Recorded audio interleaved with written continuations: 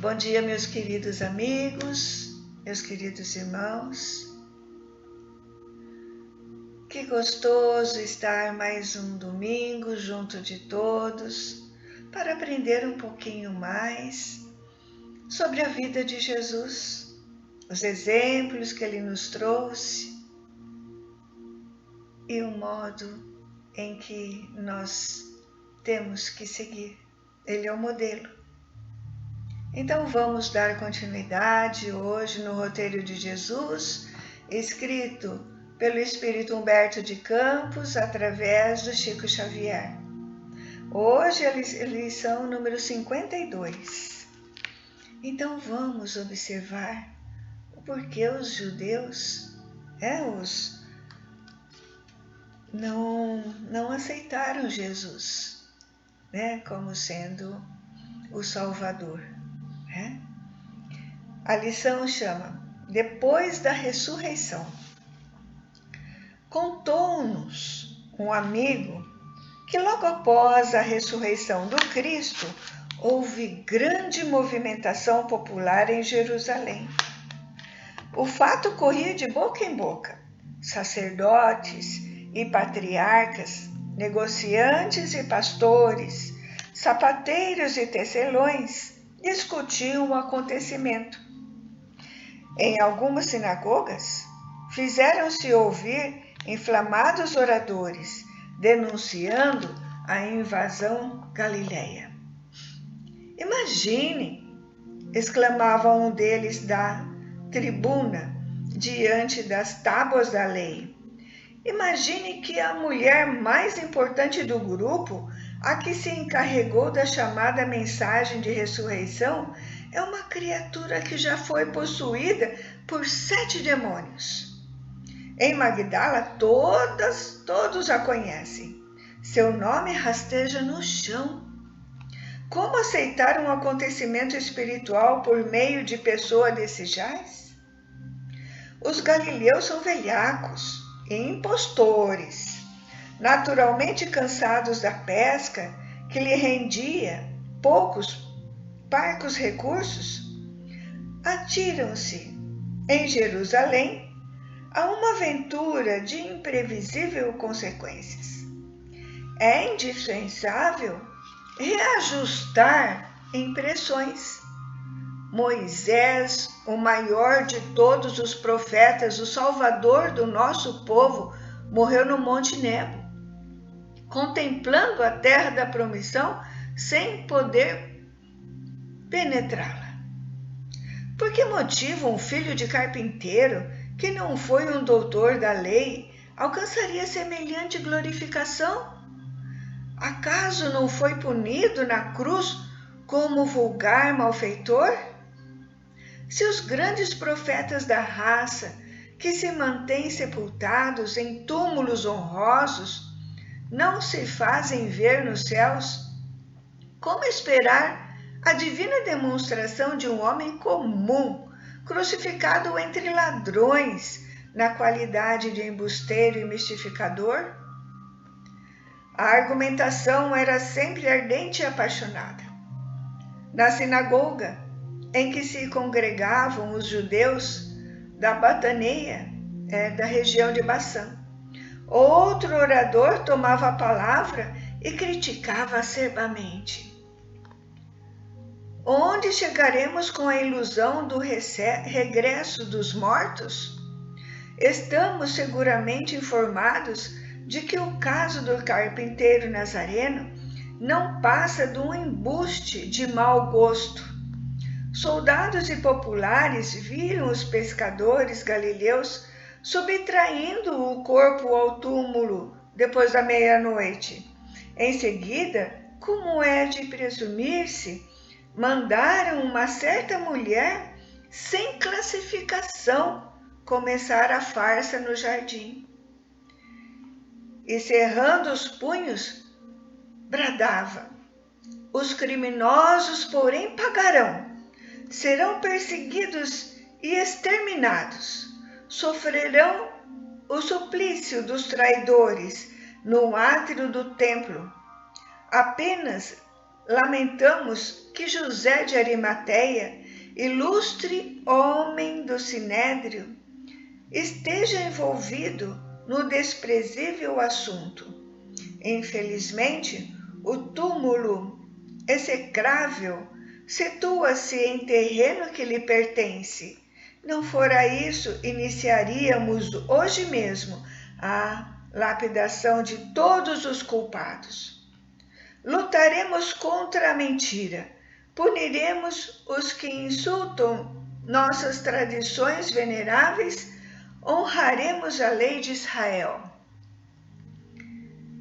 E as opiniões chocavam-se em toda parte, como fogos acesos. Os discípulos que receberam as visitas espirituais do Mestre e anotar-lhe as sugestões, reuniam-se secretamente a portas fechadas. Por vezes escutavam as chufas e zombarias que vinham de fora. De outras percebiam o apedrejamento do telhado, circunstâncias que os obrigaram a continuadas modificações. Não fixavam ponto de serviço. Ora se encontravam em casa de parentes de Felipe, ora se agrupavam na choupana de uma velha tia de Zebedeu, o pai de João e Tiago. No meio tão vasto de intrigas e vaidades sem conta, era necessário esconder a alegria de que sentiam possuídos, cultivando a verdade ao calor da esperança em épocas melhores. Simão Pedro e os demais voltaram a Galiléia para vender o campo e seguir o Mestre, como diziam na intimidade. Estavam tocados de fervor santo. A ressurreição enchera-lhes a alma de energias sublimes e até então desconhecidas. Que não faria pelo Mestre ressuscitado? Iria ao fim do mundo ensinar a boa nova. Venceriam trevas e espinhos. Pertenceriam a ele para sempre. Reorganizaram, pois, as atividades materiais e regressaram a Jerusalém, a fim de darem início à nova missão. Instalados na cidade, graças à generosa acolhida de alguns amigos que ofereceram a Simão Pedro o edifício destinado ao começo da obra, consolidou-se o movimento de evangelização. Os aprendizes, depois do Pentecostes, haviam criado novo ânimo. Suas reuniões íntimas prosseguiam regulares e as assembleias de caráter público efetuavam-se sem impedimentos. As fileiras intermináveis de pobres e infelizes, procedente dos vales do imundo, lhes batiam a porta, recebendo carinhosa atenção, e esse espírito de serviço aos filhos do desamparo conquistou-lhes, pouco a pouco, valiosos títulos de respeitabilidade, reduzindo-se, de algum modo, o número dos escarnecedores compelidos, então, a silenciar, pelo menos até quando as autoridades favorecessem novas perseguições. Todavia, continuava o problema da ressurreição. Teria voltado Cristo? Não teria voltado? Prosseguiam os atritos de opinião pública, quando algumas pessoas respeitáveis lembraram ao Sinédrio que fosse designada uma comissão de 3 homens versados na lei para solucionar a questão junto dos discípulos. Efetuariam um interrogatório e exigiriam provas cabais. Aprazada a ocasião, houve o rebuliço geral.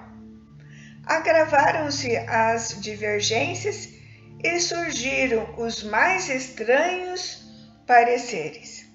Por isso, no momento determinado, grande massa popular reunia-se à frente da modesta casa onde os apóstolos galileus atendiam os sofredores e ensinavam a nova doutrina. Os 3 notáveis varões, todos filiados ao farisaísmo intransigente, penetraram a residência humilde com extrema petulância. E Simão Pedro, humilde, simples e digno, veio recebê-los.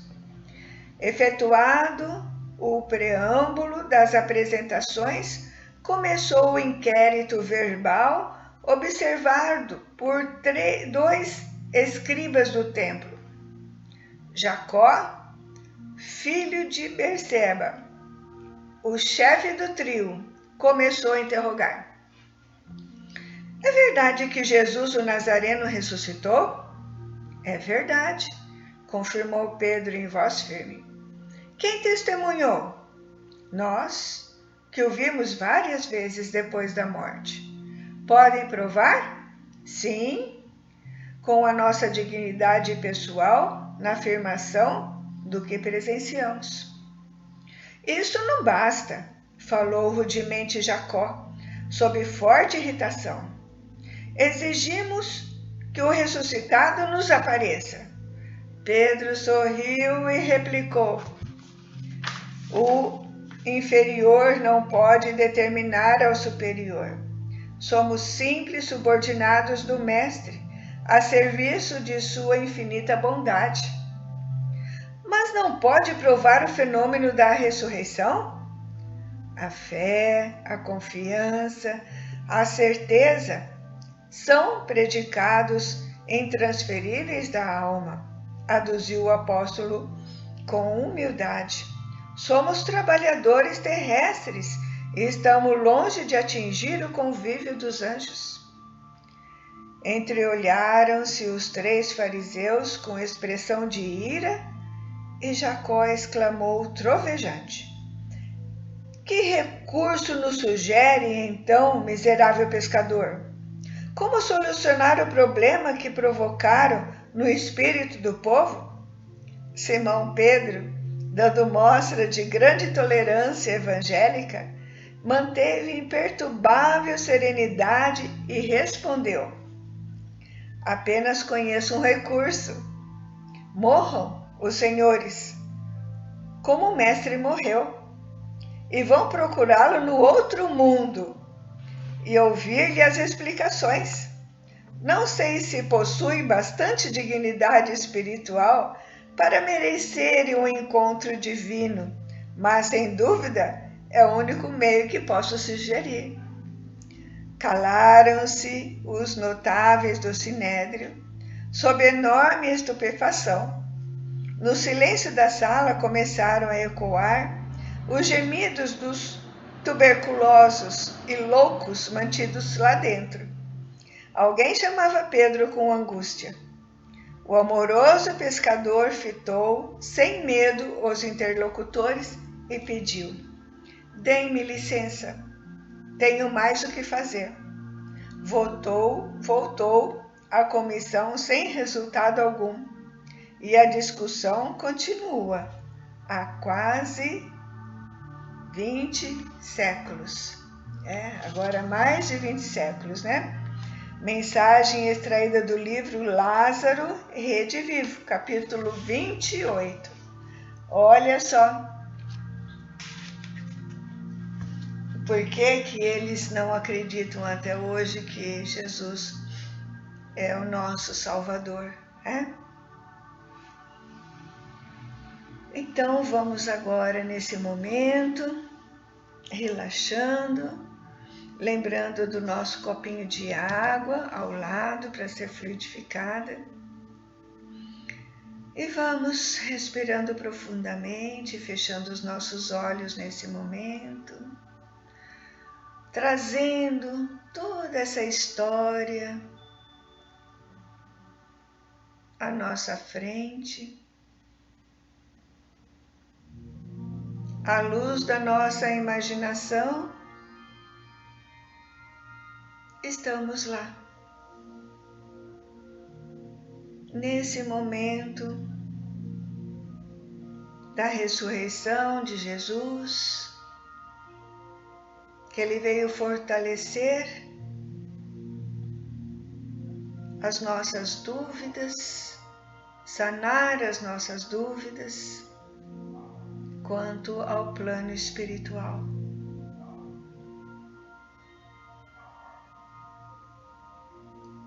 Tendo fé, como disse o Pedro,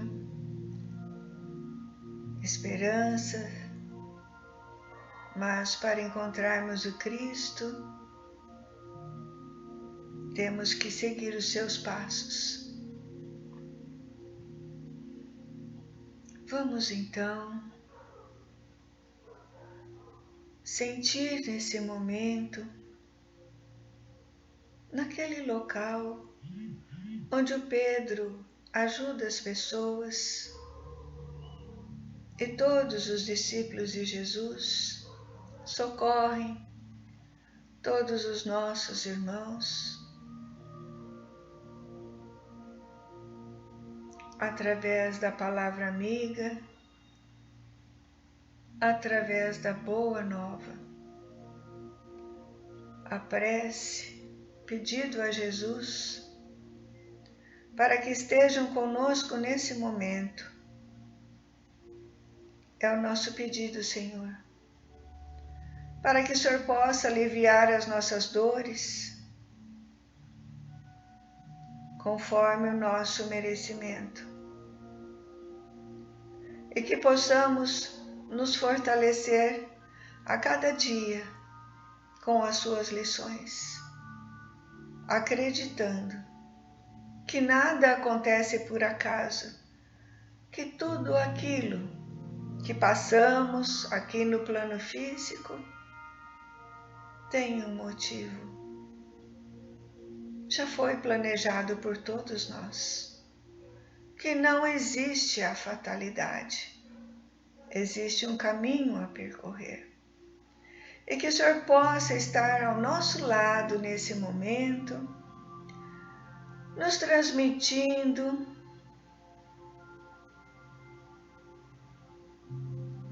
a sua luz, a sua força. Tudo aquilo que o Senhor apresentou há mais de 2000 anos atrás, que possamos continuar sentindo agora e sempre. E que possamos, Senhor, nesse momento, sentindo as suas vibrações de amor e paz, trazendo a todos nós alívio, recarregando as nossas energias para essa semana que inicia, para dar continuidade à nossa jornada sobre a Terra. Obrigado, Mestre amigo. Obrigada, Senhor, por ter vindo a nós,